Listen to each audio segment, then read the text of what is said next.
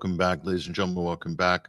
I'm Patrick Henningsen, your host. This is the Sunday Wire, episode 541 of this weekly omnibus news and analysis radio program brought to you here at 21stcenturywire.com. Hello to everybody in the 21 Wire chat room and also alternate current radio, our audience there. And hello to everybody in the ACR chat community, as well as everybody live on X, Rumble, Facebook Live, YouTube, BitChute, and also Odyssey. I think we're live on Odyssey this week. Finally got the live stream fixed for Odyssey, so great to be on that platform as well. We're big fans of Odyssey because of the great service they did to humanity during the COVID censorship regime. It was Odyssey and BitChute and some of these platforms that basically held the fort for everybody else. So we really appreciate them. And we're happy that they're still there and still active. We're going to bring on a couple of our team members here to discuss some of the bigger stories. And again, I wanted to tell people to go to 21stcenturywire.com, and the documentary film is The Weight of Chains. This is about the breakup of Yugoslavia. So we want to point that that's a film that I think everybody needs to watch. It's a groundbreaking independent documentary. So this is part one. It's a 3-part series. The other 2 parts are not publicly available, but this part 1 is. And I think it's a good primer, especially considering this is an anniversary of sorts of the bombing, the attack, the breakup of Yugoslavia by the European Union and NATO. So we want to direct people to that great production there. Let me bring on to the stage right now Basil Valentine. He's political editor at the Pulse.today, and also Bryan McClain, aka Hesher. There he is. Hello, Bryan, from Alternate Current Radio Network as well. And guys, thank you for joining us. And first of all, hope you're well. And I'll pass it around the room. I mean, I'm talking about a little bit about Signalgate. I've got some information on that I can share with us on that. But just general topic, I've put out basically the challenge, which is that let's have a new JCPOA, but let's add the state of Israel in there along with everybody else to declare their nuclear weapons, their nuclear sites, open them to inspection. And then we got a deal. I don't see any problem with that. Do you see anybody that might object to that? Do you see anybody in the world? Just all of our politicians, maybe. I mean, it's fair. Aren't we all about the rules-based international order? And, you know, no country should be able to live by a different set of rules. You know, isn't that why we sanctioned Russia, right? Because they invaded Ukraine, the sacrosanct borders of Europe. So I think it's a perfectly plausible solution to avoid World War III. That's just me. That's my contribution to world peace this week. Basil, what do you think? Well, you know, as we've seen over the last 18 months, international law has been upended by Israel. It's become completely meaningless. There is no international law. We are in the age of rule by force. It's as simple as that, you know, and Donald Trump seems to embrace it. We've got parallel realities going on at the moment. On the one hand, the vast majority of the world realize that Israel has committed innumerable war crimes. I saw just a couple of days ago a meme posted online, an illustrated picture saying that 16 healthcare workers and ambulance staff had been abducted in Gaza by the Israeli forces and summarily executed, you know, wrists tied behind their back and shot in the head. I mean, this is absolutely off the chart stuff, but we don't hear a whisper about it. Of course, in the Western media, the hundreds of Palestinians that have been maimed and murdered since the so-called ceasefire ended, we don't hear a word about that. And of course, you know, Capitol Hill is totally in hock to the Zionist agenda. And all this, as far as they're concerned, is Hamas's fault.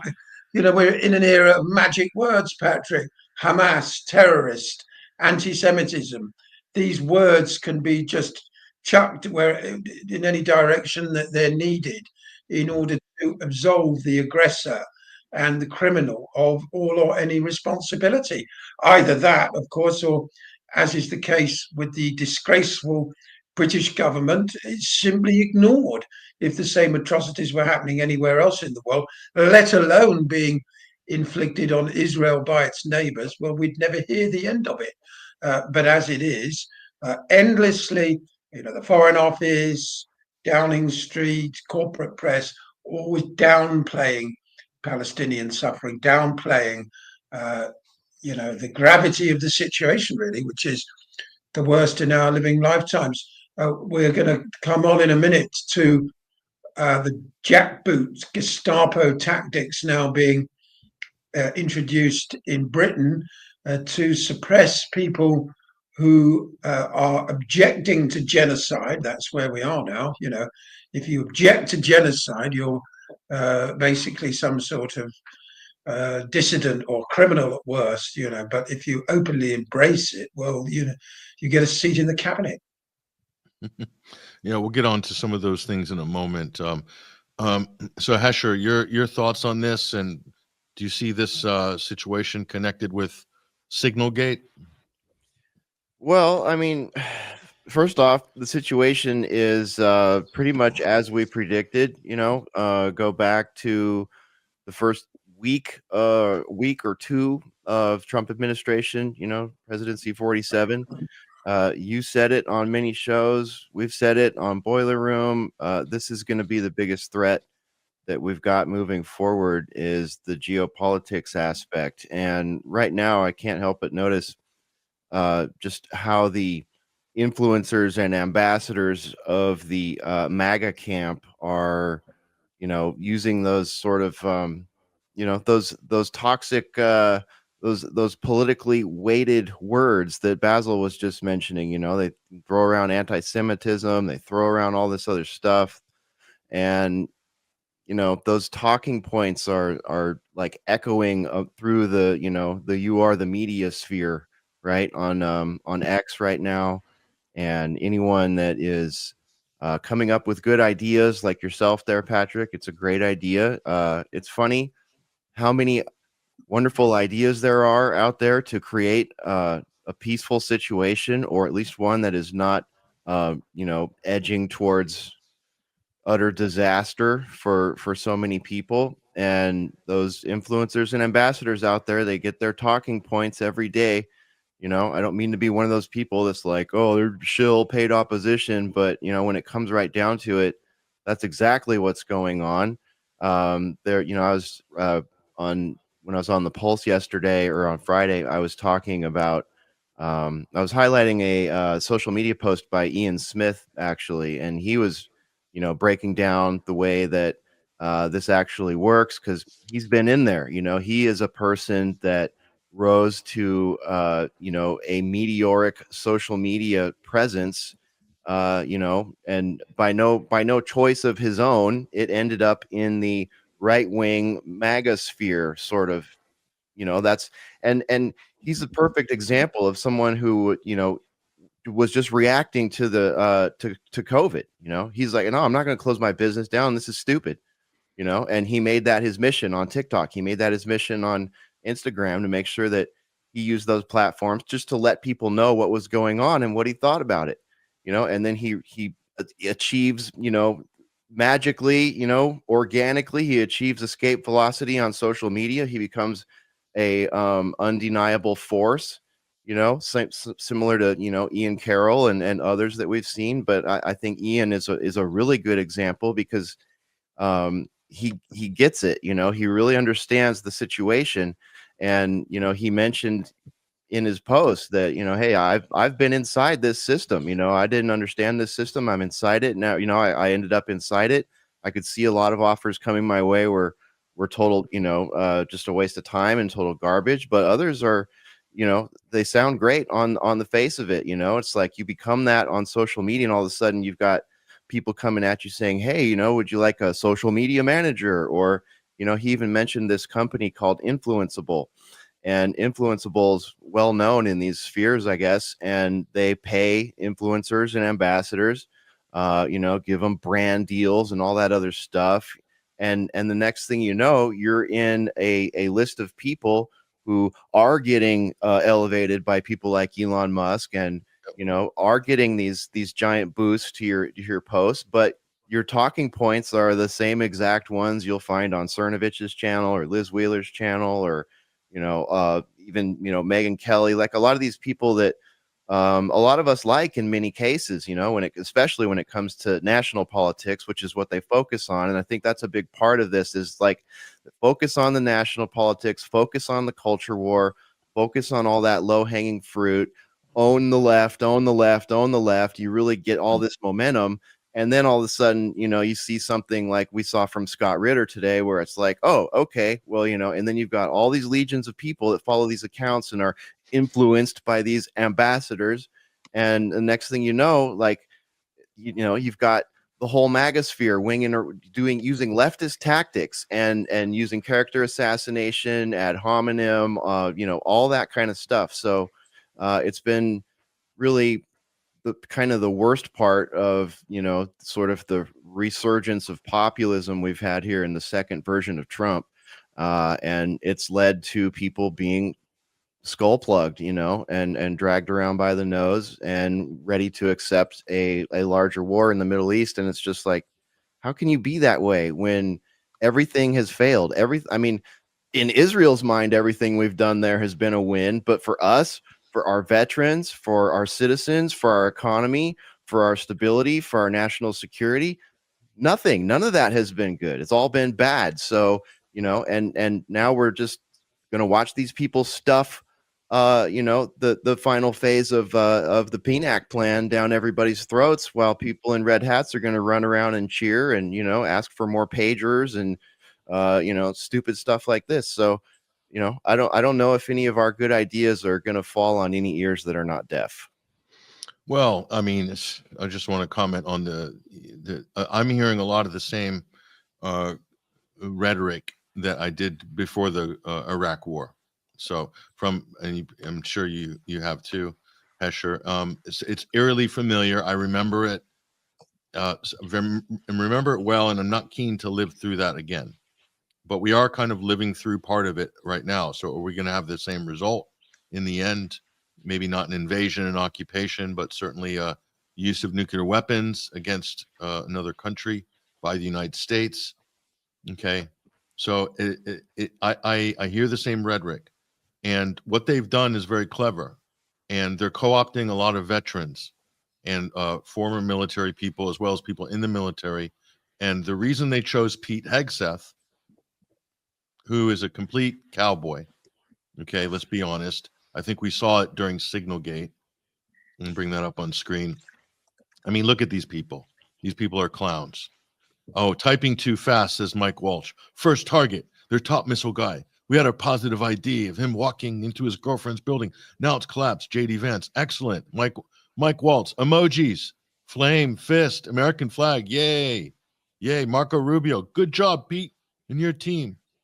Oh, it's like a corporate wank, basically. So they're all sitting there, and then Jeffrey Goldberg from the Atlantic there in the lower corner. He's getting a front row seat of all this.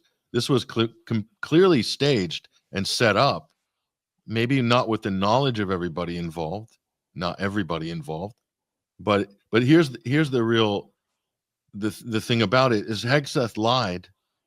He lied 3 times. I could bring the clip, but I just don't have time to load it.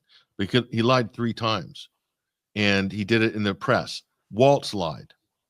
I'm sure. He said, oh, I don't know how Jeffrey Goldberg's contacts got on my phone. Goldberg says he knew and had spoken to Waltz in print. So he has to live by that in print. Waltz just denied it in a Laura Ingraham, throwaway Fox appearance. Hegseth lied a couple of times in the media about no battle plans. There weren't any battle plans. There weren't any. Oh, really? No battle plans. Weather favorable. Confirmed. CENTCOM. We are a go. aircraft, F-18s, trigger-based F-18s. First strike window starts. Look at this. I mean, so Hegseth with all the tattoos, all the Crusader tattoos. He's got infidel as well on his right bicep underneath Deuce Volt.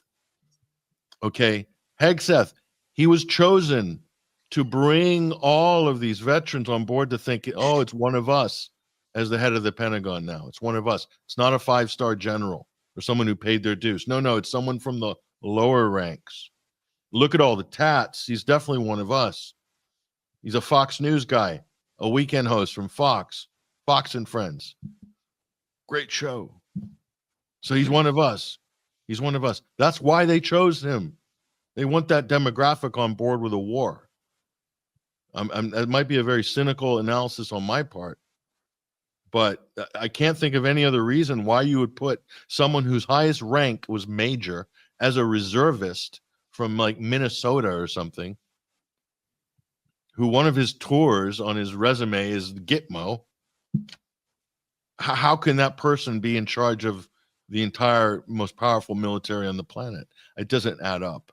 Oh, the optics and the narrative are what are most important, you know, and that's disappointing because optics and narrative have been the most important thing to the entire political party and the entire, you know, machinations of the systems that the left loved so much and were in charge of. And we're not really seeing that look much differently here now, at least with regards to geopolitics. When it comes to national politics, it's a little bit different, but it's still a matter of branding, PR, and narrative management. Those are the most important things. So, you know, you can't, and this is kind of what I've been saying for a minute here now, is like, this is the new politic. This is what new politics are going to look like. And we're going to get a lot of people that are, you know, well drummed up, well trained, well versed in narrative management and understand how to deliver their talking points in the new way, in the new media style, right? And a big part of that is that personal branding. That's why you're seeing people, largely media people, you know. I mean, sure, you could argue that, but when you look at Tulsi Gabbard, when you look at Hegseth, when Tammy Bruce. yeah, Tammy Bruce. Bongino, I mean, you know, all these people say a lot of things that I would agree with, you know, most of the day. But then when as soon as they leave the borders and they start talking about the Middle East or anything else, it's like, wait a minute, you know, this does not jive with what you've said in the past. This doesn't jive with, you know, actually making America first. This doesn't jive, you know, with so many things. So it's brilliant what they've done. It's literally brilliant what they've done, how they've done it, how they've taken personalities like Hegseth and Gabbard and others over multiple years and sort of slowly evolved them from where they were when they were, you know, slightly more organic personalities to where they are now, where it's super polished. It all dovetails together. You know, that's one thing they've done really well, is sort of getting that unification amongst themselves of the messaging. And the messaging is super powerful now, and it feels younger, and it's drawing in more people that, you know, that just don't pay attention to crusty old, you know, white political Zionist style people. But these are the new ones. This is the new model right here that we're seeing, and it's very polished. And I think that their shields are up. They have their own little mental iron domes, and they are incapable of hearing a message like yours today. No, and just bring this, you know, so basically this Signal chat again, I think why it was set up and what the intent was, that's up for debate. I did an analysis on this on the UK column, but there's the battle plans, which were shown to a journalist, an anti-Trumper, by the way, before the actual military operation.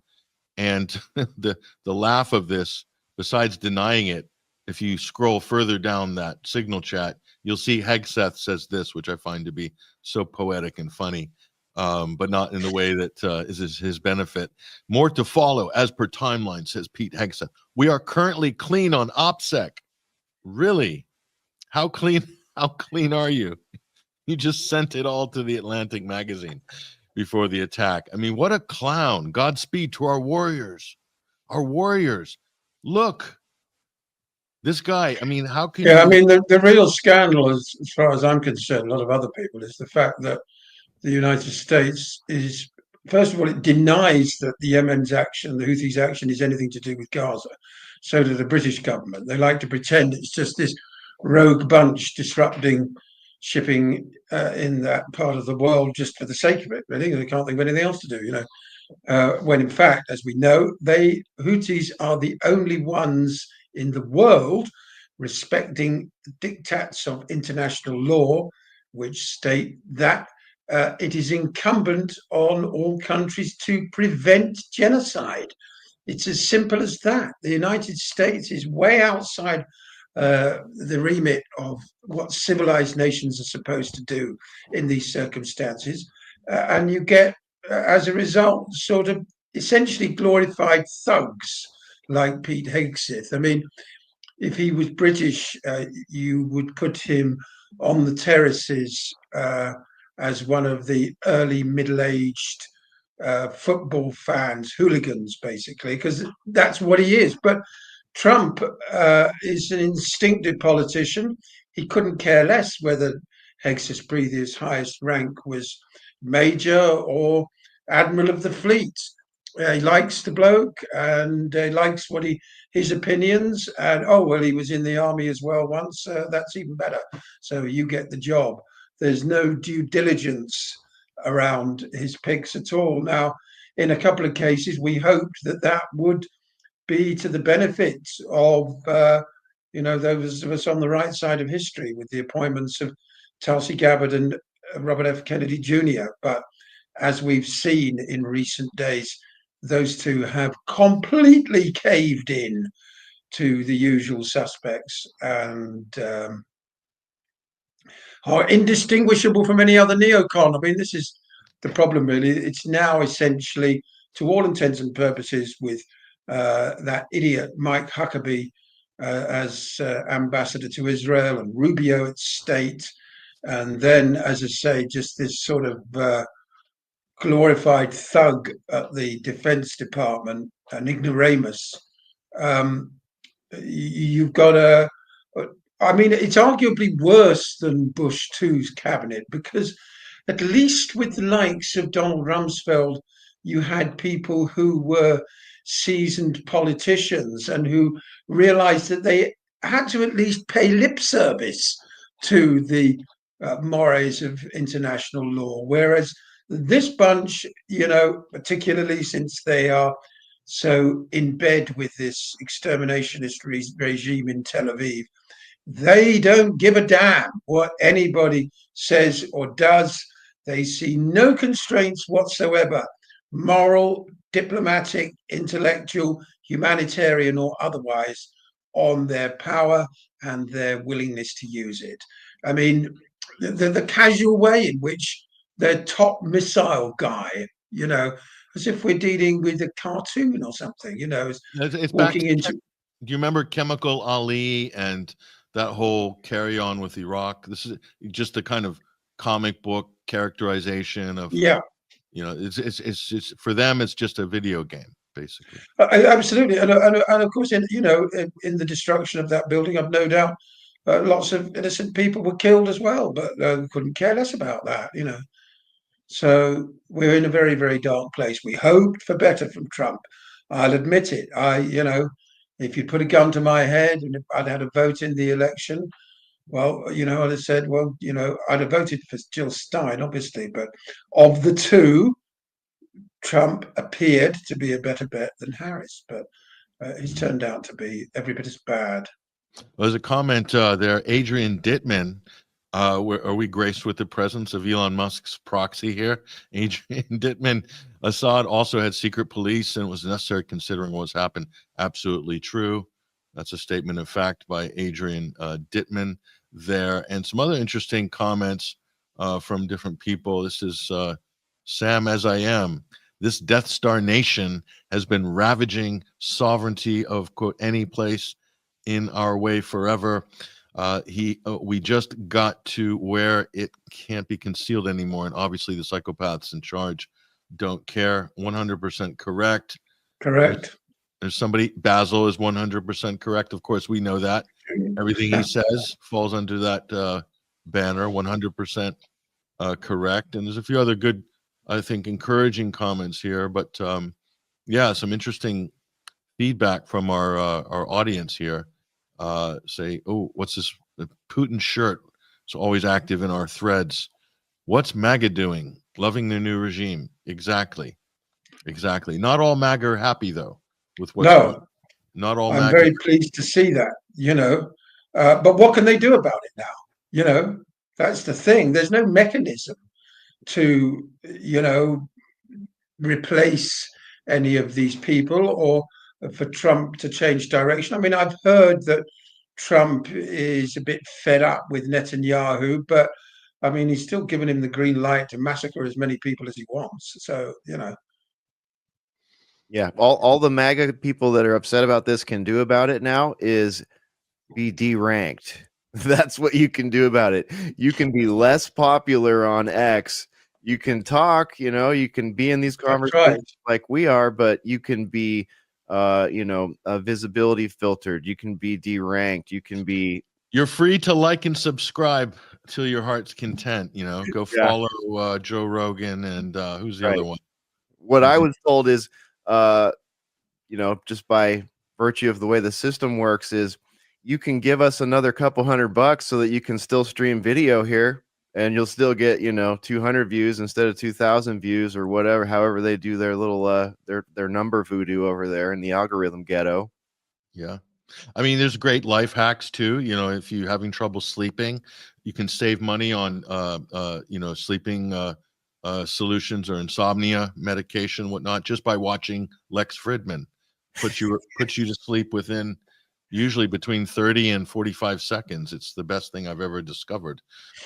So yeah, that we've got a lot of choices, Hesher, of course. I like this comment though more than any other. I appreciate the opinions and analysis of Basil, Bryan, and Patrick. They're brilliant and thought-provoking. I swear I did not pay yay to say that. That was done completely voluntary. Thank you very much. We're humbled by your great feedback. We'll leave that one up there for a few minutes just to motivate you guys. No, it's yeah, you can't do a lot, but Trump still has to think about the next the midterms. Listen, the Republicans could tank it in the midterms. This is the problem with Republicans. They like victory laps too much. Okay, they quickly forget how deeply in the doldrums they were in opposition, and they're celebrating and owning the left and all this other garbage, and not doing the groundwork and figuring out what the issues are. And this issue with Elon Musk and Tesla, okay, if the people on the right, and Elon especially, who is politically completely doesn't have a clue about anything, he knows what he can buy and purchase. That's it. Who he can purchase. Okay. Where is this coming from? If you have to ask and you can't figure this out, then your political instincts are like that of an encephalopod. It's obvious what happened. It's absolutely obvious is that Elon built his empire on the left.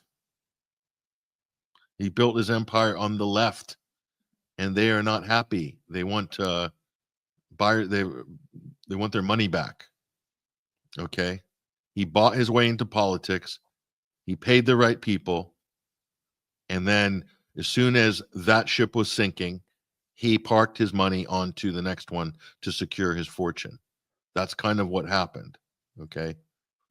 So this is why everyone who drove a Tesla as a status symbol on the left are somehow feeling betrayed now, because they realize that this guy, this tech lord, is now shitposting on X 24/7, and turns out he's a deeply committed racist, a white supremacist, and he's bankrolling the worst people in Europe you can imagine. and he's basically on a leash. The Israeli lobby and Bill Ackman and everyone else have him on a leash, basically. Ben Shapiro, Rabbi Shmuley. I mean, Shmuley's got everybody on a leash, it seems. Superglue, Rabbi Superglue. He's stuck on RFK, Tulsi, probably Elon too. So, I mean, it shouldn't take a rocket scientist to work out why they're rebelling, why they don't like Tesla. Is it because of all this sort of the way you have to believe that you have to, quote, own the left? If you're Hesher, if you're a billionaire and you're the richest man in the world, not just a billionaire, richest man in the world, okay, and you're lauded as a genius, okay, what would compel you at that point to want to go and make enemies of half the world? I mean, and to go down to gutter level discussions and to be sort of championing people like Tommy Robinson. If you're up there, why would you go down to the gutter? This is the part I can't work out. Where's the appeal there? And did you think this is not going to end? It was some kind of a train wreck at the end. I don't know. I'm baffled with Musk. Well, if you're the richest man in the world and everybody thinks you're a genius, and you've got, you know, umpteen dozen women wanting to serve as some sort of incubator for you because of you know, whatever, you know, you're not really in the same mindset as everybody else. And I think that the thing with I would think that the richest man in the world who has so many government contracts and has for many years across, you know, administrations, I would think you might be in on some insider information. I don't know. Maybe is it possible, everybody, that Elon Musk has maybe a better idea of where the ship is headed than the rest of us, you know? And is he going to pick an ideology that really resonates with him and go for it in a polarized world where you're gonna, you know, publicly you're going to ostracize everybody who brought you there, pretty much everybody who bought your stuff, all these progressive liberals, Green New Deal people who just months ago wanted to mandate that we all buy Teslas, now want to pull over on the highway driving their 70, 80, $90,000, $100,000 SUVs and stop someone in a Tesla behind them and yell at them and shame them and, you know, throw things at their car, key their car. Like, that just goes to show the mental state of a lot of these people that have been weaponized. And, you know, you kind of went down the path to, like, you know, the destruction, the tearing down of Elon in a leftist mind. I think they don't get quite as far as you went there. They don't get quite as far as the wars. They don't get quite as far as all the Israeli money coming in and the political Zionism that's wrapped around it. Like, they don't even have to get that far because they still are dealing with media implanted red, you know, orange man derangement syndrome, and they just project that everywhere. And unfortunately, they've weaponized people with schizophrenia. The guy that bombed the firebombed the Tesla dealership in Las Vegas, if memory serves, ended up, a schizophrenic, a qualified schizophrenic. You know, this is, and after all these years of telling people, oh, Trump's dog whistling, and, you know, right wingers are racist and white supremacists and all that, it's like, no, the media has actually been dog whistling to schizophrenic people and people with mental disabilities for a long time and polarizing them. So back to Elon and your question, he's going to do whatever's best for technocracy. He's going to do what he thinks falls in line, maybe in some way that he's shaped in his worldview that's the best possible outcome considering what he knows is coming next. It has, you know, so for him to jump, he's picked a side here. He's picked the identity politics side. He's flopped from one to the other, just like Tulsi, just like some of these other people in this administration. And I have a feeling it's because they have an idea of what the path forward looks like, and that this particular epoch that we're in right now requires the Republican Party to be in power, requires populism to be in full force, and requires that whole social media blanket and PR, like, snazzy PR sort of social media style for this new administration, which will be the style moving forward. Everybody, these old, your Mitch McConnells and your Pelosi's, and I know you don't want to hear it, but even Trump, he's on his way out as far as like longevity and political years. It's going to look very different. It looks very different now. It's going to continue to look very different. And this very different social media driven presentation of what politics is going to escalate, and it's going to just be, AI is going to get involved. Traditional journalism will be downplayed, and those ambassadors and influencers will tell you how to think, and their AI messages to them will tell them how to think, and the talking points will be standard across the board. And it's not going to be, the kind of politics that we've been used to. We've all even us, Gen X, complaining about all the old crusty white dudes that are in charge of everything. Well, guess what? The old crusty white dudes are on their way out, and they're going to be replaced by Tulsi Gabbards and Pete Hegseths and Elon Musks, and that's what it's going to look like. A couple of things you said, which I wanted to try to grasp there. Let me see. One of them is identity politics. So the woke right has adopted extreme identity politics in the shape of what Elon Musk is pushing.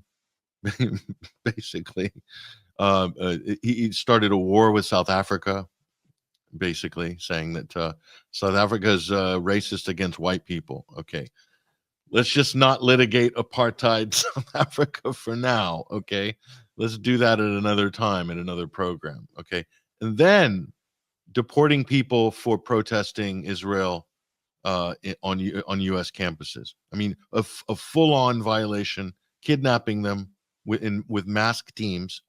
Somebody who's on a Fulbright scholarship at Tufts. That's not easy to get a Fulbright scholarship. Okay, not easy. And they kidnapped her because she wrote an op-ed against Israel, basically. So Rubio's in on it. So they're into the woke right is weaponized. Identity politics, right-wing populism. They're going to create a backlash for the next couple election cycles, and they want to bring back hard leftism. That's why they're doing it. And this is the game that the establishment is playing. And it's going to end up, as you said, Hesher, right back in the technocracy camp. And I left this comment at the bottom here from U.S. Navy vet, Fox News guy, Pete Hegseth.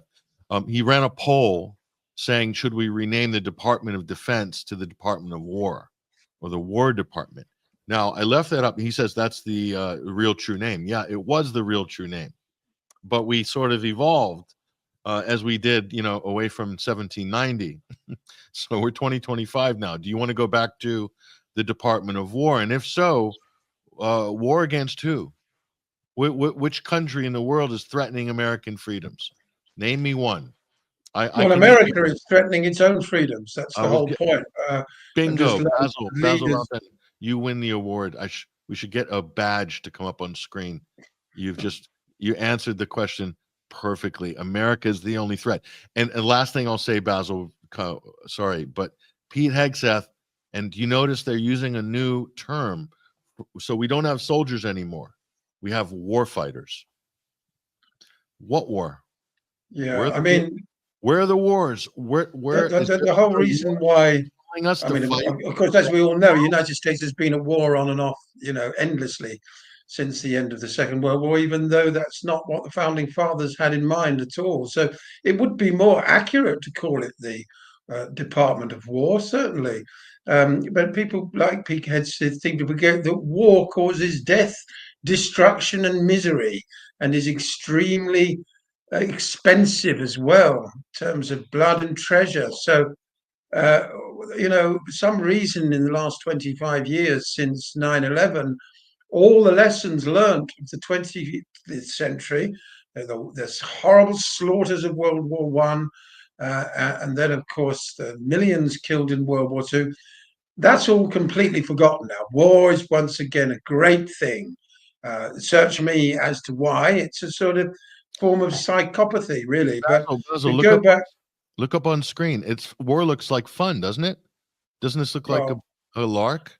after, let's see Pete Wouldn't you want to go Henningsen to on the war? front line. But You'd in love to terms be in of the chat room. the other point you were making about the America being the only threat to American freedoms, I've just learned that the leaders of Harvard University's Center for Middle East Studies are leaving their positions because, of course, they offer some criticism of Israel, and you're not allowed to do that. Basically, we've come down to the point where if you criticize Israel, you're pro-terrorist. That's basically the equation that the administration is trying to make. Doesn't matter what Israel does, doesn't matter how many babies and children, women it murders and mutilates. It could be 1 million. But if you criticize it, then you are on the support of terrorists. And then once again, there's one of those magic words, terrorists. It doesn't matter what actually happens on the ground. It just matters how we label them. What's happening on the ground, of course, is that Israel is committing genocide. But because Zionism has woven itself into the fabric of corporate media and Washington, of course, then it's able to present reality as something else altogether. We also had the head of Columbia University. She resigned just the day before yesterday or something.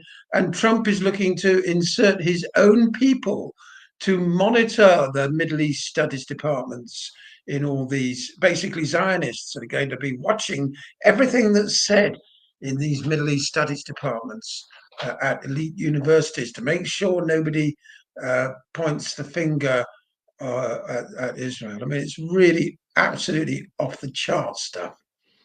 No, they're really going extreme on this, and I think this is an indication that that ship is about to sink.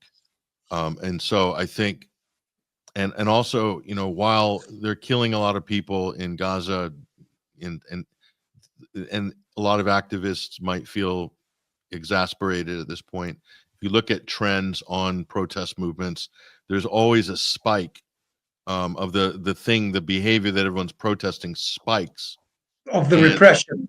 Yeah, the repression goes up, and then the enthusiasm goes down. But then after that comes a systemic failure on the establishment side, because they've basically lost the public because of all their draconian actions. So this is a pattern that's been, I think they call it the Moyer chart by Bill Moyers, the Moyer chart.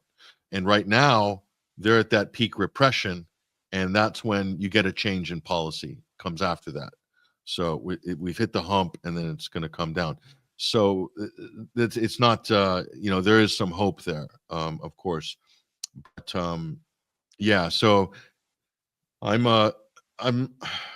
don't have a lot of confidence in these people, guys. I mean, let's just be honest.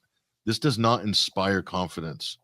Just the fact that they got roped into a Signal chat where they should be doing secure video conferencing. I mean, it's not as if there's not like facilities or, virtual skiffs that you can have these chats in. I mean, Hesher, you're sort of familiar with this world. I mean, are you telling me there's no proprietary government facilities, virtual or real, where you can have these? I mean, come on, seriously? One thing I can say about a skiff is it's really inconvenient. You can't take your cell phone in, you can't take your laptop in. You have all these extra logins. You got to carry extra badges. You got to put all your gear, all your tech in a locker before you go inside. You got to log on to their archaic systems. Usually, these things are in the basement of some building, on a sub level. They're dreary. There's no windows in them. They literally have propaganda all over the walls, like World War II style propaganda pictures, like, with some Chinese animated character, like looking over someone's shoulder, looking over the military guy's shoulder or something like that with a slogan. I mean, it's all it's totally inconvenient. So if you're Pete Hegseth and you're Trump's team and you're running around and you just sent your assistant off to Starbucks to bring you double triple foamy latte, no salt, triple whatever, you know, you don't have time to go down to the skiff. That's going to take 2 hours out of your day. So why not just set up a signal group? You know, that's what our analysts say is probably the best encryption, and we can talk at a certain level in a group while we're still, you know, sitting there next to Carolyn Levitt, you know, outside of the dreary confines of the skiff. So, you know, is it just, I mean, one could argue that this is just, you know, laziness and sort of a slumping into a new style of administrating and doing this kind of stuff. Or, you know, I'm kind of the mindset that this was a planned PR thing, or just a giant stepped in a turd thing, you know, one of the two, or a giant stepped in a turd thing that has been, you know, spun into a PR thing. Because, you know, we've got judges stepping in now. The same judge that's trying to block Donald Trump's deportation of, you know, Tren de Aragua and MS-13, wants to block that, you know. He's the one that's been put in charge of looking at this whole signal thing. You know, there's already been over 160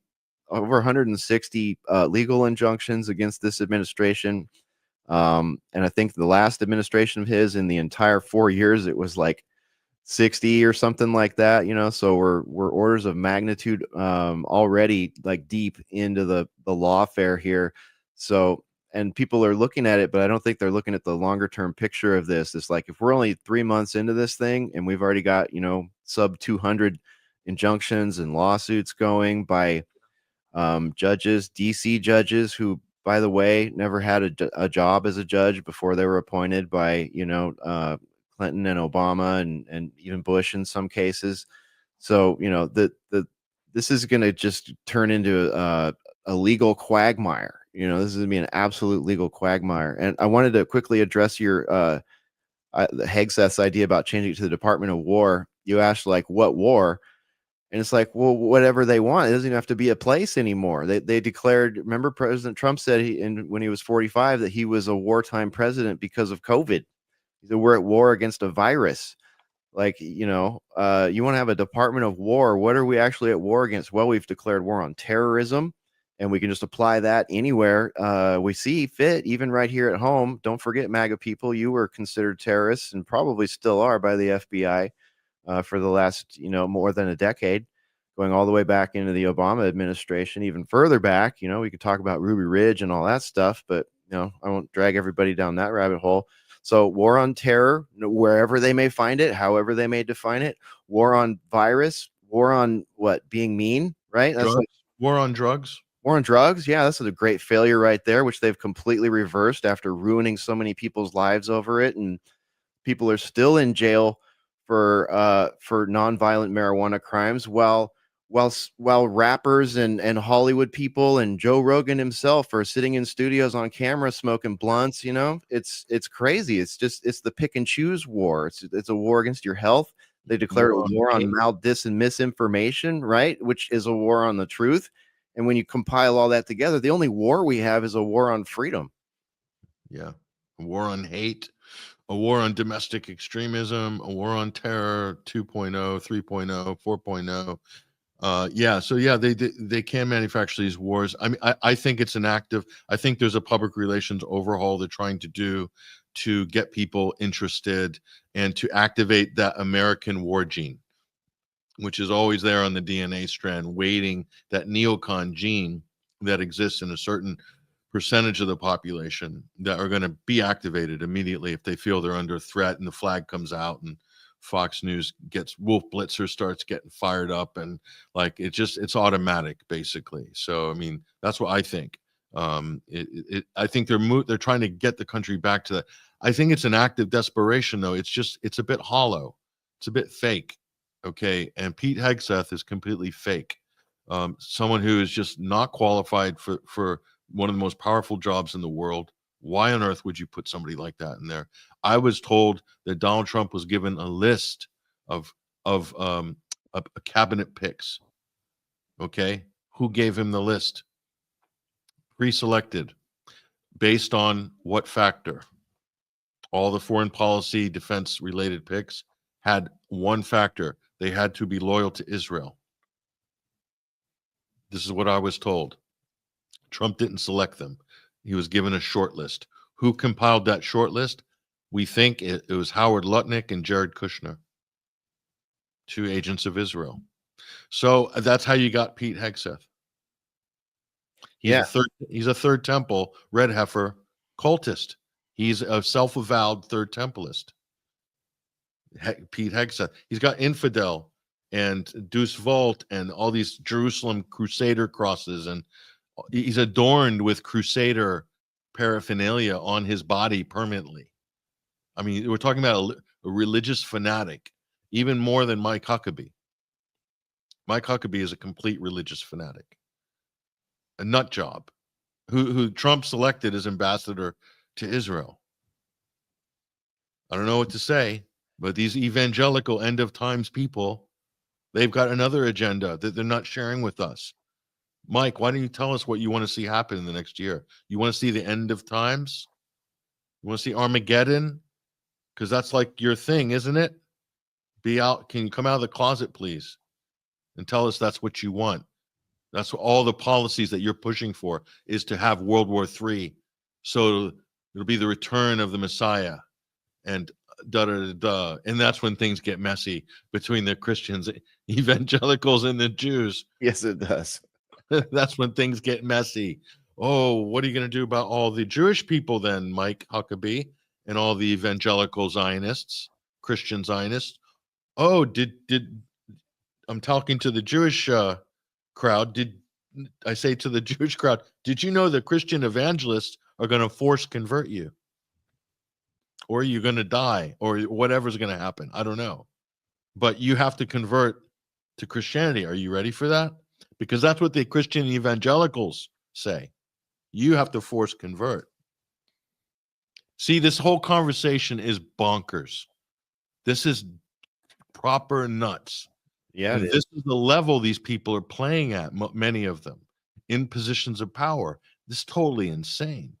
And that goes for Netanyahu as well. I mean, he's there with Rabbi Schneerson, and they have their own version of this, and it's not converting to Christianity. You see that you have all these people who are in this alliance, the Zionist alliance between Jewish Zionists and Christian Zionists, who have 2 different end times narratives. Not everybody can have it their way. It's not like McDonald's. yeah. Not everyone's going to have it their way on this. So, I mean, I find this to be highly, I don't know, Basil, if you have any thoughts on this. The crazies are literally running the asylum right now. Well, yeah, so I came across that way of thinking at the age of 12, that kind of millennialism. Now, we may indeed be living through what some people would call the end times if we choose to interpret the scriptures that way, but that doesn't necessarily mean we should give energy to the most outlandish outcomes. It doesn't mean that what is going to happen is pre-written. It's up to us to determine the present and the future. And yeah, I mean, people like Hegseth and Mike Huckabee, for that matter, it's a puerile mentality. It really is.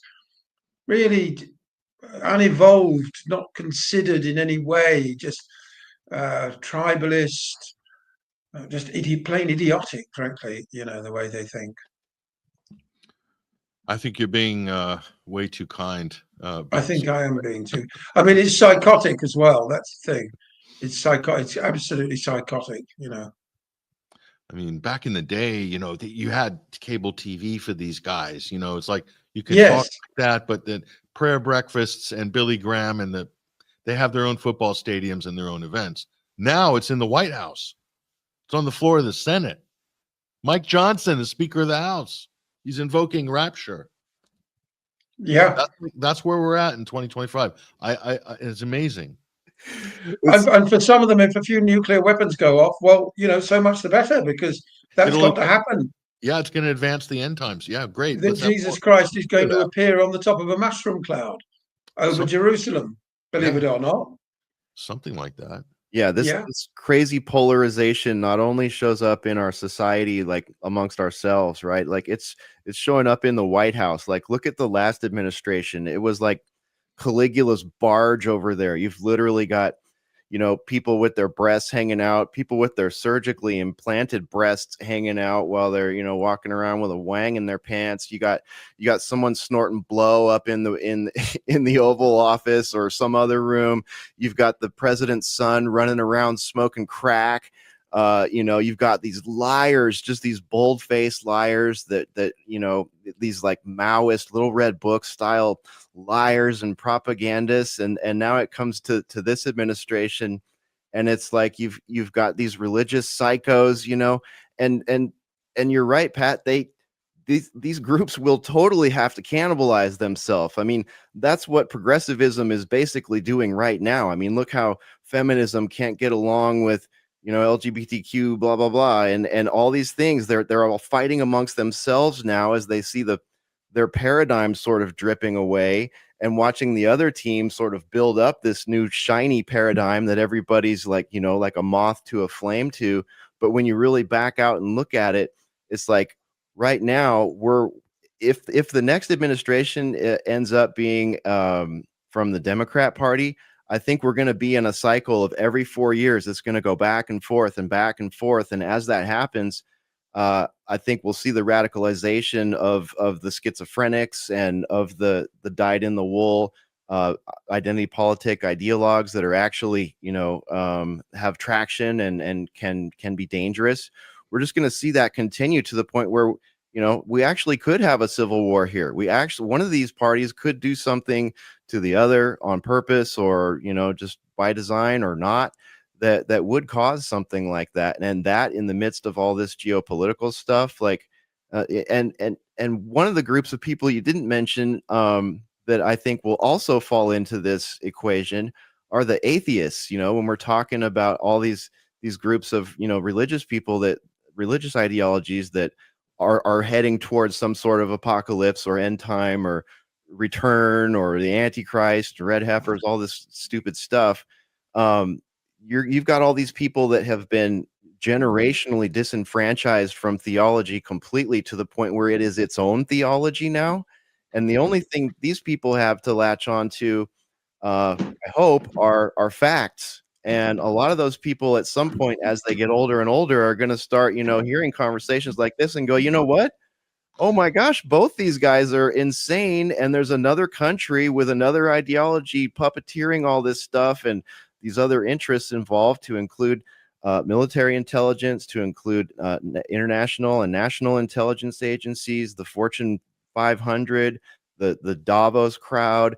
All of a sudden, once that all comes into play, and you actually can point the finger at those that are, benefiting from all of this, you've got a problem. You got a problem on your hands. Look at this comment. I just saw this. I couldn't hold my laughter. The Speaker of the House in the U.S. thinks dinosaurs are on Noah's Ark. Yeah, I know. And I mean, I quite liked Mike Johnson when he was skewering Democrats over COVID. I must admit, I thought, wow, there's a guy with his head screwed on, but turns out he's a total nut job. And of course, he went to Columbia University and accused everybody who objects to genocide of hating all Jewish people. So here's one. Hegseth, where meth meets inbreeding in Zio-evangelical end times fantasies. That's a science fiction film I don't want to see. Thank you very much. They have huge bunkers. We're effed, says Paul Ambrose. You can say that again, my friend. That's for sure. And it's all a lie, guys. The rapture is fake. World War III is real, and there is no lean Jebus coming back. Okay. Many say, some say, many an informed pundit say. So yeah, there's some interesting takes here. I have a solution, because we're all about solutions these days. Everyone complains. There's no solutions. There's no solutions. Well, we gave you a solution to the World War III issue. I have a solution to American democracy that's becoming like that pendulum that Hesher's talking about. Very simple. You change the presidential term from 4 years to 6 years. 4 years to 6 years. That will give any administration time to get their agenda done. And if they're successful, they'll get another 6. That's 12. Okay. Let's do it like the Russians or some of these other countries. The problem with the West is it's a very subtle point, but very important. Our default is tyranny. If you look at our history in Europe, in other places, it's tyranny. So this is why our liberal democracies are a reaction to our own tyranny in our history. Okay. So then now we say, oh, you have to switch the government every 4 years or every 2 years or whatever. Otherwise, you're not democratic. And being democratic is having like a senile, comatose president that doesn't even know what day it is. That's democracy. But Putin has been in power for 20 years. That's evil. This is not democratic. He's autocratic. Okay. There's worse things in the world than autocracy. Trust me. There's worse things in the world than autocracy. But look at the trajectory of Russia since the 1990s. It's beyond debate how far they've come in a very short space of time from being in the absolute gutter after the Iron Curtain fell. Look at China. I mean, we can't argue with the continuity of government there over a long period of time.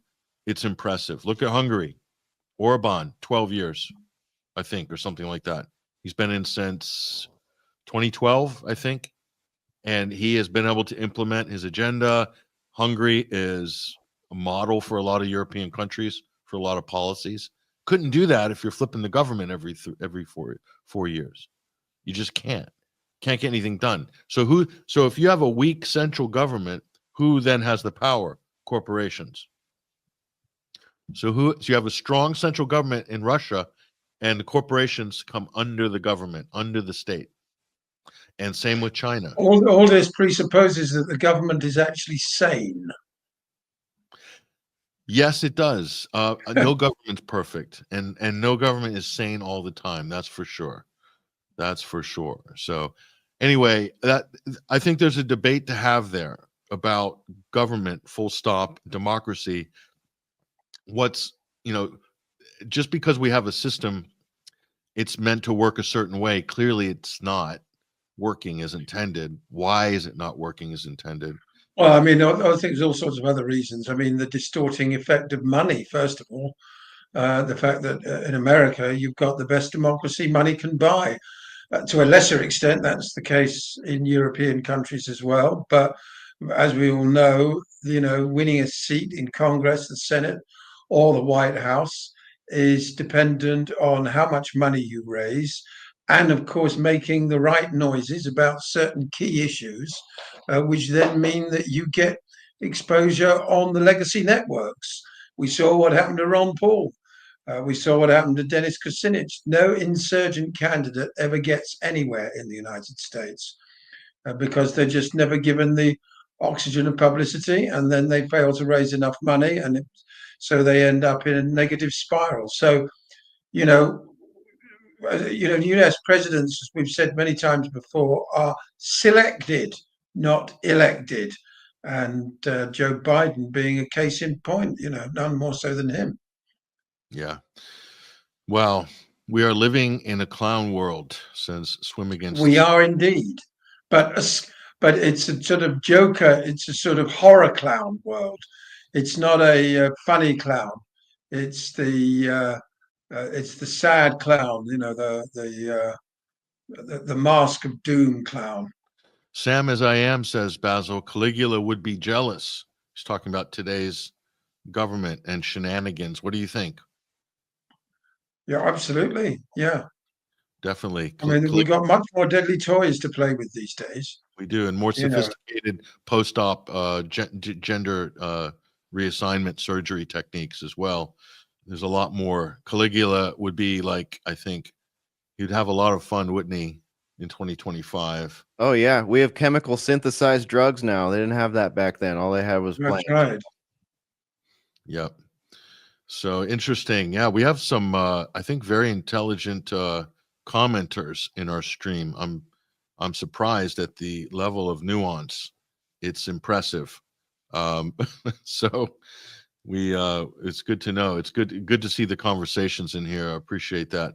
Mike Huckleberry, inbred Wafflehead Tom Cotton, Arkansas is best. Did you guys ever see that picture of Tom Cotton holding that famous picture of the U.S. soldier in a whole vat of gold bars in Iraq? Yeah.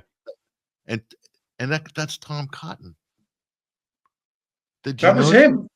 That was him. Wow. That's Tom Cotton. So did he slip one of those in his, or did Israel take a bar for him back home, and that's how he got his start? I mean, who knows with these people, honestly, but it's like a nightmare. These are the people that have been rewarded and put into positions of total power. Unbelievable. It's like a nightmare, honestly. You couldn't make it up. It's like Black Mirror Legacy Edition. Yeah, so there's interesting stuff going on, guys. Yeah, Signalgate, my final thoughts on that. It was a setup. Now, this is Jeffrey Goldberg is anti-Trump to the hilt, okay? Anti-Trump to the hilt. Russiagate guy, one of the sort of progenitors of Russiagate. And so when I look at this, and we just look at the text chain here, so what was the result of this? If it was to embarrass the administration and possibly put one of these people on the chopping block, I think it was successful. So I think there's a partisan motivation, but I don't think that's the only motivation. I think the net of this is everyone's talking about the chats, but nobody's talking about the fact that this was an undeclared illegal war of aggression. Exactly. That's the big takeaway. So that Steam release valve was opened, and so any public angst or pushback should have come with this scandal, but didn't. So that's a signal, no pun intended, back to the White House, to the establishment, to the military-industrial complex, to Israel, that the U.S. public is being acquiesced and is primed and supine enough for an attack on Iran. That's one way you can look at it. If you want to get really dark on the PR Machiavellian tactics. Mm-hmm. Okay, so these types of leaks, if you notice, these leaks always have multiple functions. So yes, there's people that want to. So how would you get? Jeffrey Goldberg was motivated to be in there and to report on it for partisan reasons. He's an Israeli loyalist, former IDF prison guard, Jeffrey Goldberg. Okay, so he's on board with the attack on Iran. That's why he didn't release it before the attack. He had it. He could have sunk Trump. That would have been. You guys realize if you really hate Trump, just release that story before the military operation. Trump would never recover from that. Death to the administration, politically speaking, it would just be like an executioner's blow. So he's not a journalist, okay? He's a hack. So that means it was to damage Trump, but not destroy Trump. Not fatally. Discipline Trump. Discipline him for what? For what's coming. While sticking to the goals of Israel, by the way. So it's like pretty crafty, actually, if you think about it, to have that happen, have it come out after the fact, and then have it, look like the Trump administration really stepped in it. Oh, it's terrible. How dare you? We're going to get Judge Boseve to, start an inquiry on this and all this stuff. But at the same time, no commentary. Everyone's worried about the war plans. And it's like, wait, what about the war? That's right. Most people don't realize that some of this stuff going on in Yemen is yet another ongoing slow motion genocide, not warp speed like it has been in Gaza. People have been dying there by the millions since 2014 or even further back than that. So, and no one seemed to really notice that, at least on the MAGA camp. I didn't see anybody being like, a few, but not many, saying, hey, so you guys are gloating about following a suspect into an apartment building and leveling the whole apartment building where dozens of people live, and you want people to cheerlead about that. So you're right. This does cause a really big sort of, dialectical conversation between the left and the right about signal and about, are these people competent and whatnot, but not very, very few people are saying, wait a minute, you bombed an apartment, a whole apartment building to get one guy. I thought you guys were the masters of surgical strikes and precision. And it's none of that kind of conversation is happening. It's all just, just the right left, bounce back between that dialectic. And it's, so it was a great success in that regard. And one more thing about Goldberg, if I'm to believe that this guy doesn't have a direct line to CIA and FBI and Mossad after his, career path and all the headlines that he's been involved with, which, include everything, all the big grifts, all the big conspiracies of the mass media cartel, Goldberg and his outlet right there at the top, pushing every single one, suppressing Hunter Biden's laptop, pushing Russiagate, all this stuff he's been involved with, to the point where it's like, okay, you're the chief editor over there, and you used to work for the IDF, and and you push all these, rank lies and fake news over all these years, and we're to believe this all just happened organically, and this wasn't puppeteered by a proxy of an FBI or a CIA, if not them themselves, to Goldberg, maybe even with someone in that group that was supposed to be there participating. Well, that's what Mike Waltz claimed on when he was trying to talk his way out of it, but I don't think so, because Goldberg himself was said he knew Mike Waltz, and they had been also previously talking. So someone's lying there. So someone's lying. So I love how Mike said it just sucked into my phone. Don't you hate that, Pat? When your phone just sucks in someone's contact information? Happens all the time. Oh, yeah, man, that's the worst. yeah. I mean, we just sit around all day thinking about how to solve that problem. It's just so commonplace. Not. Here's one for you, Brian. Social emotional learning with Donnie. You're talking about skiffs there in gory detail, and this person saying, "What's the story, Brian? Did he work in intelligence?" Well, not quite. I could tell you, but then I'd have to kill you. No. I used to work in a university setting. I was a civilian employee at a naval university. So as a civilian, I worked there, and I worked on a research team. So I got really familiar with the way that kind of stuff works, because we did projects that had to use both high side and low side internet. If you know, you know. So I've been on there. I've been in those places. I know what it is to give, from 7 a.m. to 5 p.m. in a skiff is it's not fun. Not fun at all. No. How much do you get from IPAC? Is the game of futile? I'm not sure. This is speaking in code there. I think he's talking rhetorically. And Socrates nailed the problem with democracy 2,500 years ago, and nothing has changed. Yes, please enlighten us about what Socrates said, or what you're referring to. Just a maverick. We'll bring Basil Valentine back up on stage. Yeah. So just the signal thing. A couple of people damaged from it, and what it does politically is that you can hold a sword over somebody's head from that, and because everybody is technically in violation of the Espionage Act. I think it's section 793D and 793F. And so if you intentionally share classified information, which anything to do with national defense information like battle plans is automatically considered classified. If you do it intentionally or even gross negligence, you're still liable. And third, if you don't report it to the proper authorities as soon as you know that happened, that's the third violation. All imprisonable. In fact, I think the last president just sent someone away for something just like that, or much less, in fact. So that's, they can hold that over Tulsi. I mean, I think so let me ask you guys this, because I want to put a bow on this for the moment. But out of all these people here, we'll take that comment down. But out of all these people here, you guys, who do you think was damaged the most in terms of the top actors from this scandal? I'm going to go with Mike Walls. Yeah, that's a pretty safe pick.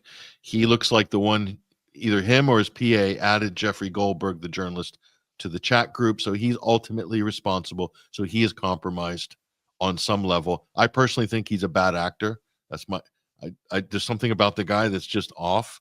I can't even put my finger on it. But the fact Trump has so many of these clowns in his orbit is, to me, a huge problem in itself. Mike Waltz says, Hesher, what about you, Basil? Who do you think was damaged the most out of these main four actors? Well, none of them come off with any dignity out of it at all, really. But I think Hegseth comes out as badly as anyone. Yeah, I think so. I think they smell blood right now. They're kind of going after Hegseth, Basil.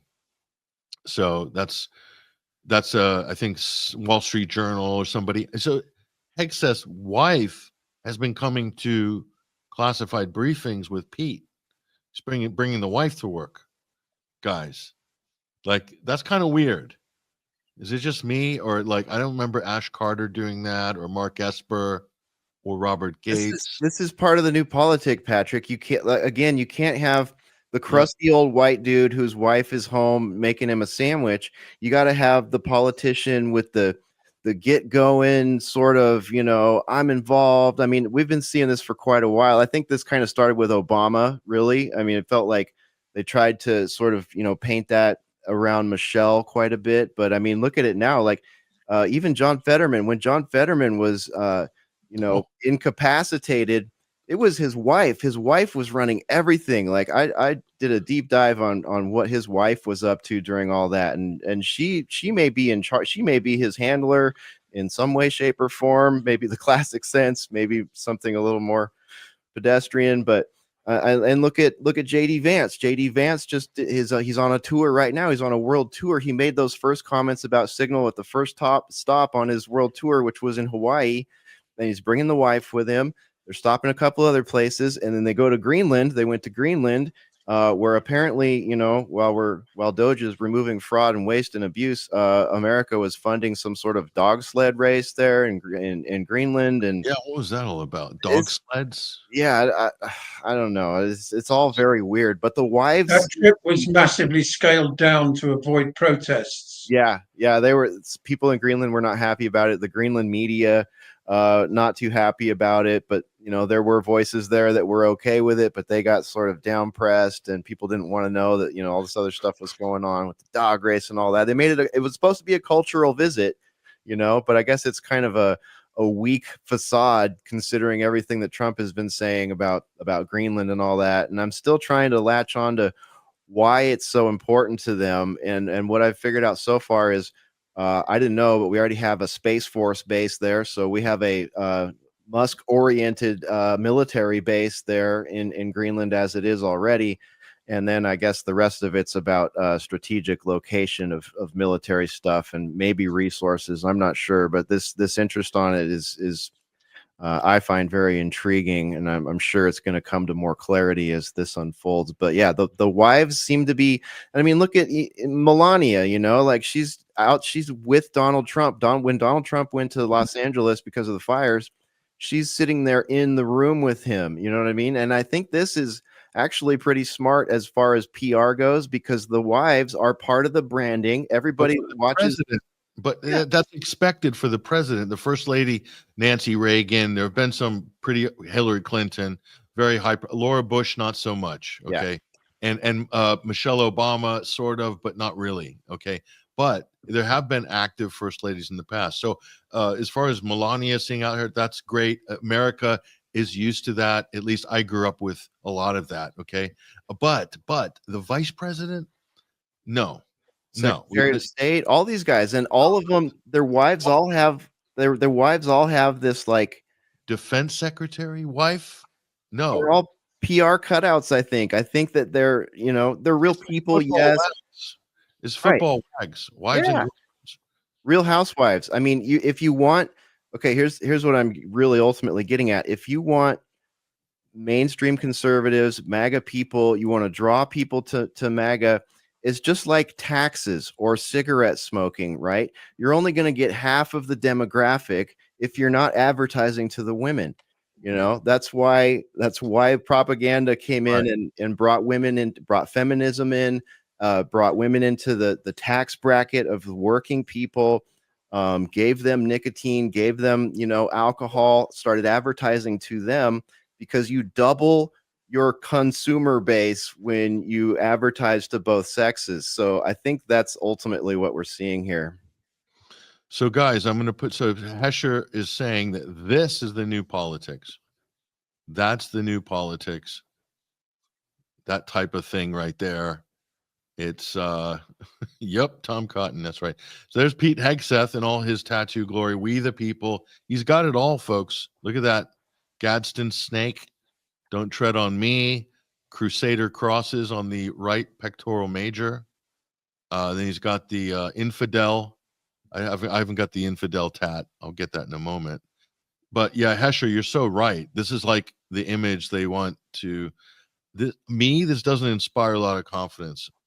Me says I'm thinking this guy is a complete nut job. But that's just me. I guess I have different standards than I think a lot of people would agree with me, though. This doesn't inspire a lot of confidence after watching the Signal chat and then seeing this. I don't know, guys. It's just not really, it's not working for me. What do you think? Does anybody have an opinion on this? You know, head of a $1.2 trillion department, the Pentagon, making policy. That's another takeaway, guys. It looked like they were voting on the war, but did that really happen? Or did the president already give it the green light and they're just having a corporate circle jerk attaboy? Because that's is that what I'm looking at? That's what I think. What do you think? Yeah, that's exactly what it is.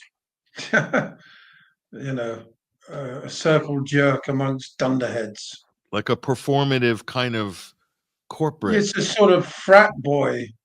Yeah. You know, you would think of it at that sort of level, really, except, of course, they're dealing with people's lives. Yeah, well, let's not forget about that. Although people do forget about that. Yeah, that's a good point.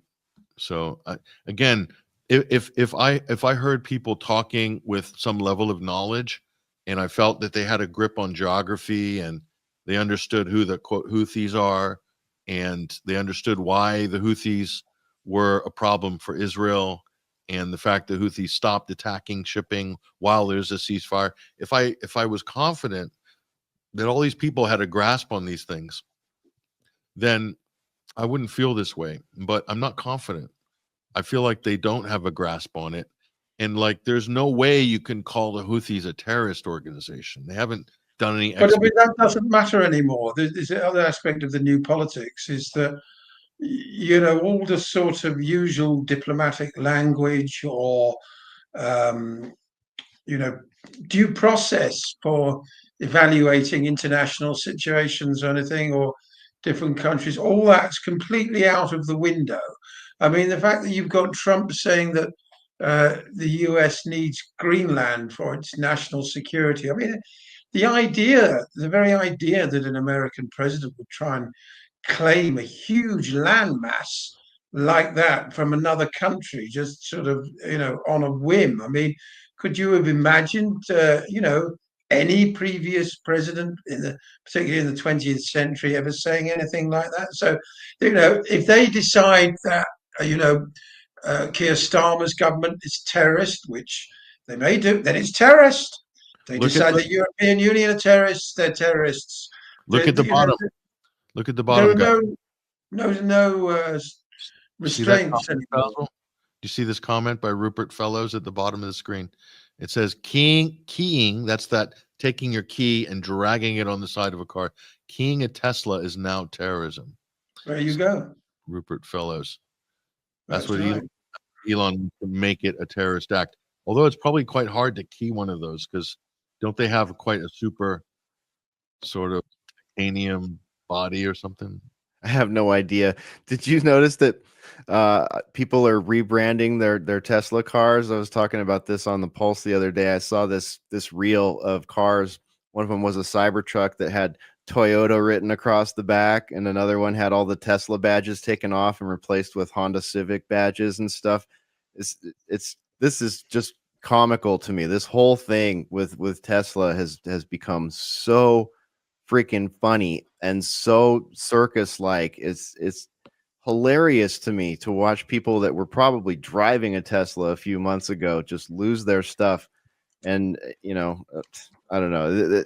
And of course, the media focuses on it so much. I get more than I need of it. It's like I know what's going on here. I don't need it to be chalked up to terrorism or anything like that. I mean, idiotic people. A car literally with 4 cameras all around it, taping whatever you're doing.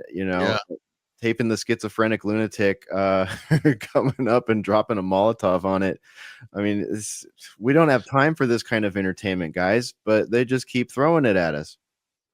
Yeah, Teslas look like tanks. Very strange. Yeah, I fully agree. That's Mima Flowers. I think it's an ugly car. Yeah, it's unique. But when you see like 100 of those, Elon sent out 100 of them, and they put some music behind it, and he retweeted it, and everyone said, "Yeah," like. And I'm thinking to myself, so you guys were all like against Klaus Schwab and the globalists and the technocracy, but now technocracy and conformity is cool.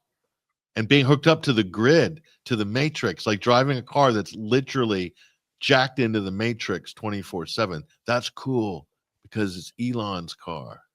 And Elon's one of us. So that we love the technocracy. That's what these guys are saying. That car has no personality. My 1978 Dodge Dart has more personality than a Tesla Cybertruck. I'm sorry. Nobody wants them secondhand either because of the battery deterioration. Anyway, I've got to go in a second, Patrick. So I just wanted to focus quickly on the story from the UK about the Gestapo raiding the Friends Meeting House of all places, the Quaker headquarters in London, in order to arrest 6 girls who were eating breadsticks and hummus. But according to police, who are in danger of endangering public order, these girls are from Youth Demand, the new campaigning group that is anti-genocide primarily, and apparently they were planning on disrupting London in April. Now, I've got a picture here, which I think I can put up. Can I? No, I can't. I'll bring that up. Yeah. This is a picture. There we go. That's the damage done by police who broke in to the room where the meeting was being held at the Friends Meeting House, causing damage, as you can see. And subsequently, the following day, 4 more people were arrested in London and 1 in Exeter. 30 policemen, 30, raided the Friends Meeting House, which is a place of peace. For anybody familiar with the Quakers, they've got Friends Meeting Houses all over the world. But 30 cops armed with tasers smashed their way in and arrested 6 young women.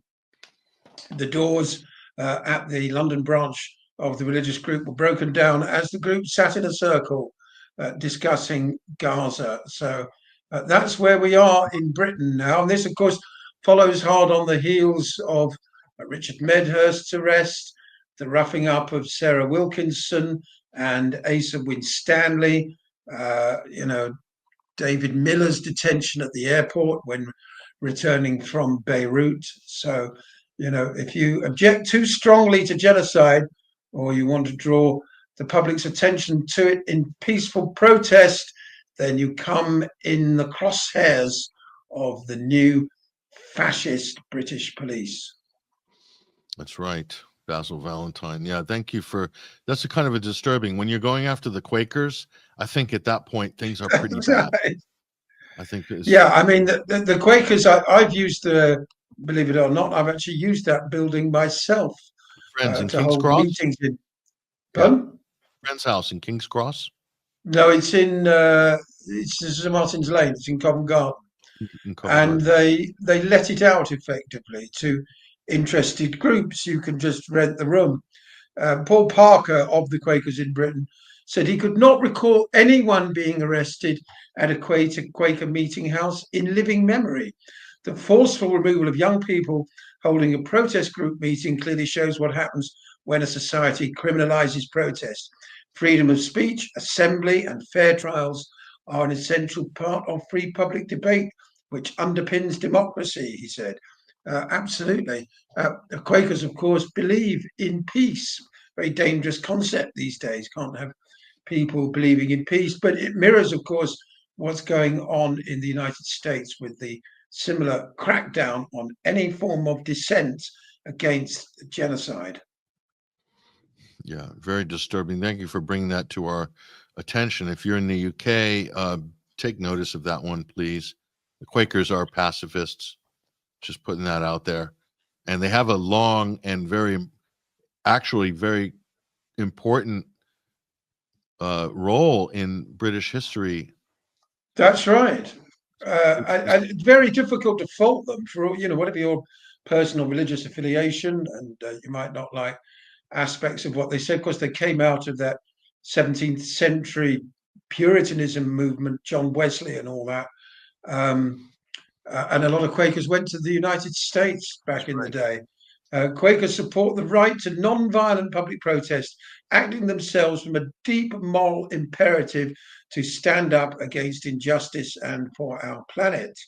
Many have taken direct action over the centuries, from the abolition of slavery to women's suffrage and prison reform. Now, Yvette Cooper, the Home Secretary, went on the news programs this morning. She was challenged about this. This story has at least received some coverage in the legacy media. And of course, she said the police have operational independence, that they can, do what they like. But we all know that orders like this, 30 policemen to arrest 6 young women, the orders for this kind of behavior come down from on high.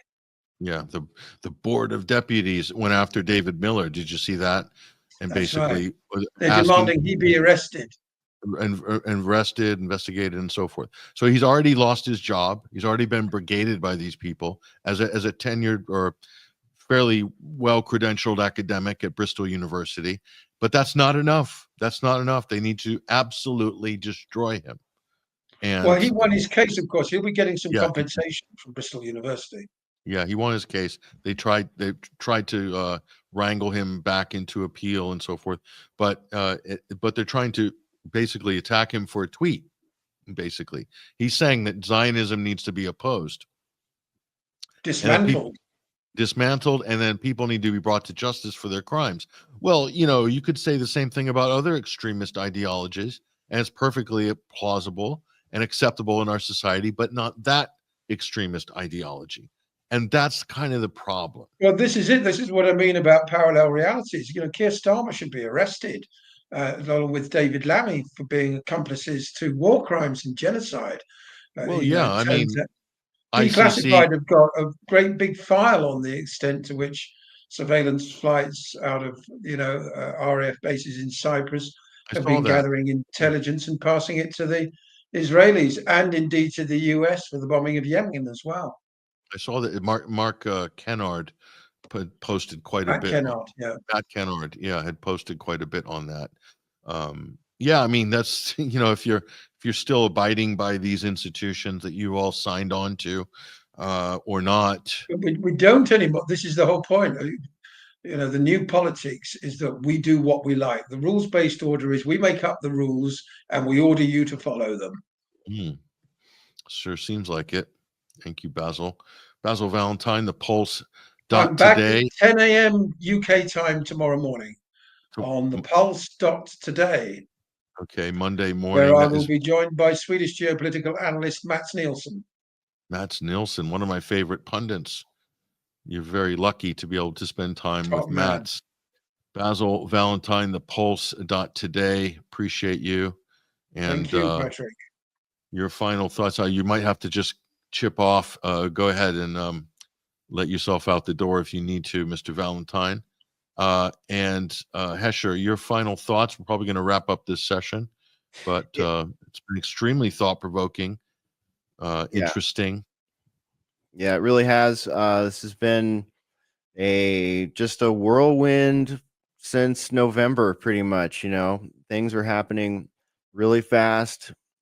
See a lot of public opinions sort of morphing, kind of really seeing the effects of the whole "you are the media" thing, and the influencers and ambassadors out there on X and various other platforms. Not to leave out the podcasters. Oh my gosh, so many high budget podcasts going these days that are parading, doing the dog and pony show, parading a lot of these talking points around, a lot of these people around, these personalities. And I don't know, man. I don't have a good feeling geopolitically. I don't have a very good feeling. We've definitely seen some good moves within the country, though. That's been nice to see some, at least see some campaign promises be made good on.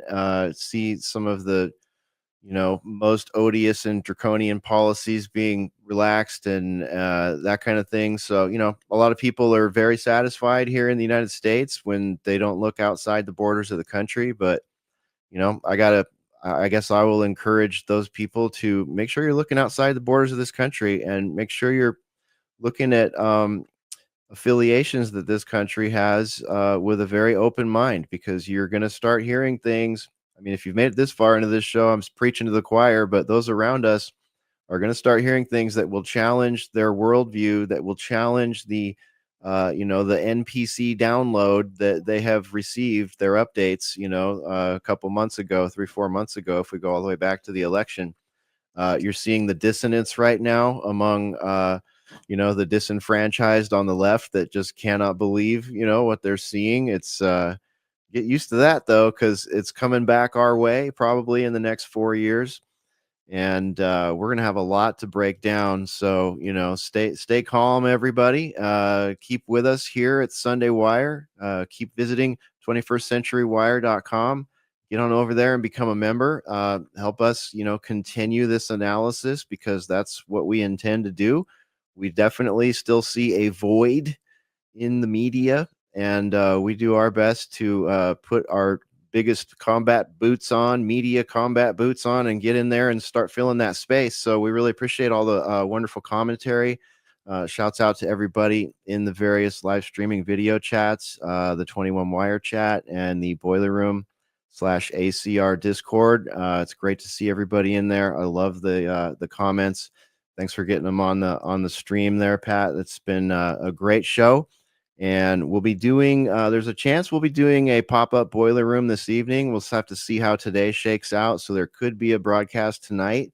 We're back on X. We were off X for a few weeks. So keep an eye at Hesher Media for live Boiler Room pop-ups. Hit the notification thing on there if you're bold enough to actually allow notifications from X on your stuff, so you can see that. Same at Rumble. You can subscribe to Boiler Room over at Rumble. We got a new episode of Daily Ruckus out. It's an epic. It's like part one of the epic final episode of the series he's been working on. So that's up on the website, alternatecurrentradio.com. There you go. It's graphic. And we're coming up on the 10-year anniversary of Boiler Room pretty soon here, within the week, I think, within days.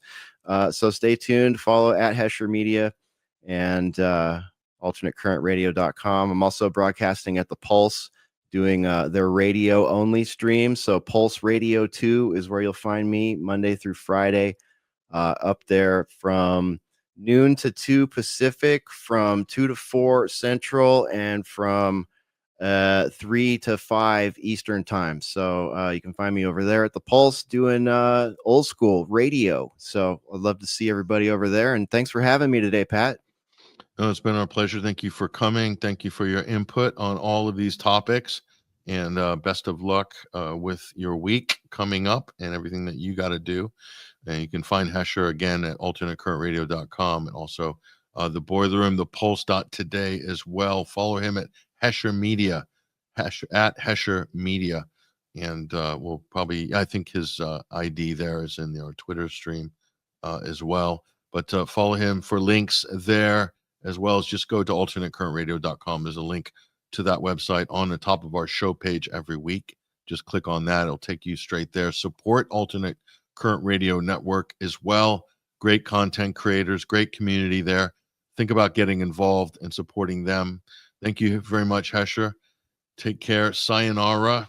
Keep an eye out for that man, as well as Mr. Basil Valentine, for what they're going to be doing during the week, this week, and every week, as well as us. Very busy this week. Midweek Wire on Wednesday had an epic broadcast with Freddie Ponton, really breaking down this kind of unholy alliance between France and Israel, the nuclear program. Both countries had a secret nuclear program, believe it or not. I was wondering how the French got their nukes. I didn't realize they got them from Israel, and Israel stole theirs from the U.S. It's a great story, folks, and it's all true, and it all leads back to this. All roads lead back to JFK. And again, watch Ryan Dawson's fantastic film called Numek, free on Rumble, How Israel Stole the Bomb from the U.S. and Killed JFK. It's all there, ladies and gentlemen, all footnoted, all documented. A lot of these are government documents as well. So it's just that somebody's gone through the trouble of connecting the dots. Thank you, Ryan Dawson, for that great piece of work. And thank you guys also for tuning in this week. Everybody in the comment section, really appreciate it. We'll try to do more of the sharing of the comments. I know I don't do that every week, probably because I'm multitasking here. We have people doing different things, but that's one of the things I haven't really been able to make time for. But we're going to start doing that every week as well. So appreciate you guys. We're getting all those comments fed in through like one master stream with our streaming company. And then we're able to kind of like survey those during the conversation and bring them on screen. So we really appreciate the sense of humor and some of you guys trying to keep things light, but also making some pretty heady comments. So that's all great. We appreciate it. Also, UK Column News. I'm back in the studio there doing Friday News with Mike Robinson. We'll usually post that episode up on our website as well with a link, again, back to ukcolumn.org. Great media outlet, great team there. Obviously, there needs no introduction for those of you who follow independent media. And again, follow us on X. I've been doing these Saturday night streams, Friday and Saturday night. One of those nights, I'm probably hosting a stream. This was a big one on Iran.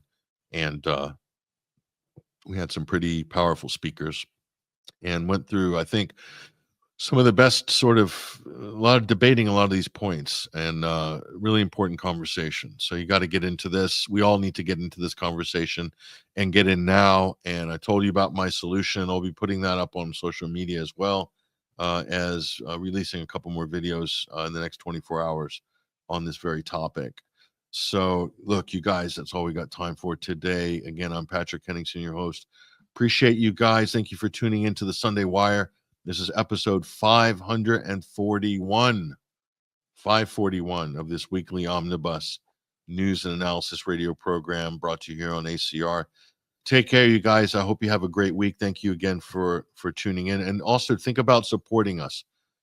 Look, if you like this type of content, what we're rolling out midweek and what we're going to also add another program I was telling you, hopefully this week it'll happen. A third weekly show, more informal, more kind of casual conversation outdoors, but when to just to give a different look to what we're doing, add a third program during the every week. So we're going to do that. I'm trying to organize that, but thank you guys. If you like this, if you like the sort of stuff that we're doing, the type of content we're doing, please consider donating. Even better, subscribe and become a member at 21wire.tv. Just go to our website. There's a link on my X profile, goes to 21stcenturywire.com, and there's different ways you can donate and support us. So, just get involved if you can. Subscribe and become a member monthly. There's all sorts of options there, including different ways that you can donate and support us. So we really need your support, you guys. We really do. We're building out a team, and you'll see the type of content. We were putting a lot of shorts out. We're going to continue putting those shorts out on all those platforms, Instagram, TikTok. We're building up followers on all these platforms, YouTube Shorts as well, Telegram. So we're building out all of these different platforms. And we need your help to do that. It's a lot of work, and it takes a lot of manpower, let's say, and woman power. So if you guys can find it within your heart to help us, support us. We just finished the winter fundraising drive, and we appreciate everybody that supported us. You guys were amazing. Obviously, we didn't get to our goal. Probably got little less than halfway to our goal. It means that we got to do a lot more work on marketing and reaching out to people and things like that. But it's hard to balance the fundraising against making the content. And my philosophy is, at least it has been for over 10 years. We've been doing this since 2009, but since we've been doing the regular shows, it's been about 2013.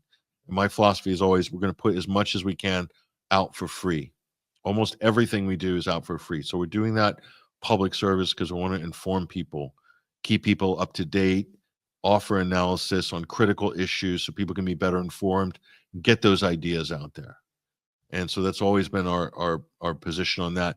As we produce more content, we're going to be able to probably afford to, because we'll have enough free content out there, we'll be able to put some more premium content behind membership walls on our membership site, 21wire.tv. We are absolutely working on that now, but we're still rolling out the regular scheduled programming to getting all the sort of bugs dealt with on these. We just added more live streams to our live streaming platform portfolio this week. So we're on Odyssey as well as BitChute and Rumble, YouTube, Facebook Live, and so forth. So we're going to add another live stream as well to that. There's a couple of other platforms we've been looking at that have good communities, and we want to be there as well. So like all these things, it requires resources, time, effort, money, and we need your support now more than ever. If you like what we're doing, want to see us do more and expand a little bit, that's what we plan on doing. And so that's what we've been doing, and appreciate you guys all the way. So thank you very much for everything. That's all we got time for on the program. We'll drop a few hot music videos for you after we finish here. But as far as we're concerned, that's it. That's the show. Take care, you guys. All the best.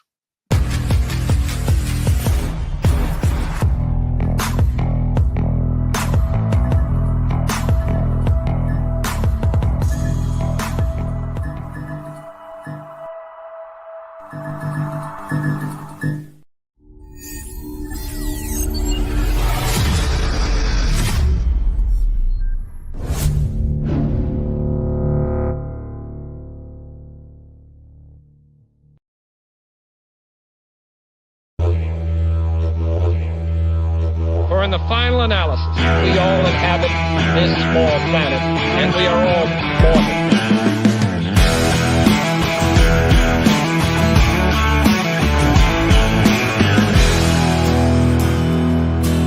Lately I've been watching the world gone mad, brothers and sisters full to take a stand, to hate their fellow man and other man. Divide and conquer is the acronym plan. Distract the people, control the story. Don't believe your lying eyes, you know me. Stay in power no matter what. Playing with the doomsday clock. Turn a blind eye and gather your trust. Pushing us to turn to good. Corruption and lies. Truth is the crime will turn to gold. Well-designed misery to keep you on edge, make you believe anything anyone says. Keep it left or right, not top to bottom. Accuse the victim, can't you see we got 'em? Stay in power no matter what. Playing with the doomsday clock. Turn a blind eye and gather your trust. Pushing us to turn to good. We've captured rights. Feudals our time will turn to dust.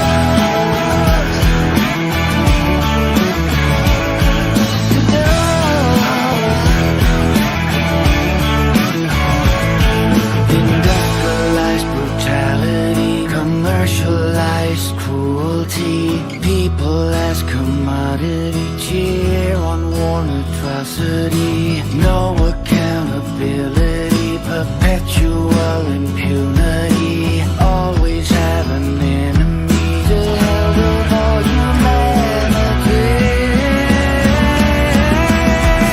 In power, no matter what. Playing with the doomsday clock. Turn a blind eye and gather your trust. Pushing us to time just done. Stay in power, cash in the stars. Playing with the doomsday clock. Turn a blind eye and join the cause. Pushing us to turn to dust. An empire of lies. History rhymes will turn to dust.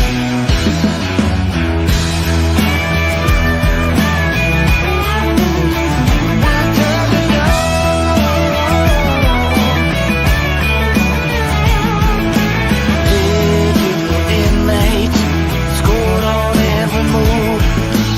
Nowhere to hide, nothing to hold on to. Turn to dust as we turn to dust.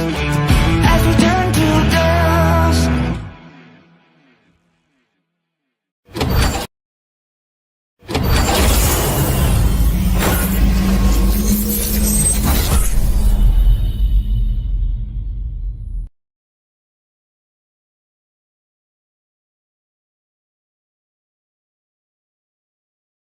Brothers and sisters,